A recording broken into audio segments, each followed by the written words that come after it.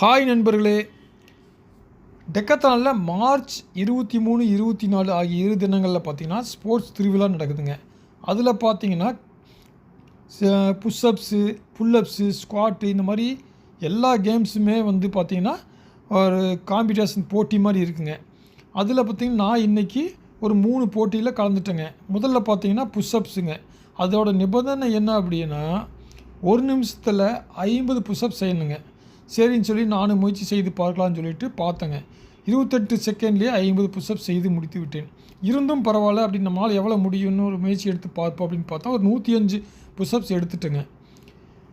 அதே போல் நீங்களும் இன்றைக்கி அல்லது நாளைக்கு 23, 24 ஆகிய 2 தினங்களில் உங்களால் முடிஞ்ச வரைக்கும் போய் ஏதாவது ஸ்போர்ட்ஸில் உங்கள் திறமையை காட்டி வின் பண்ணணுங்க.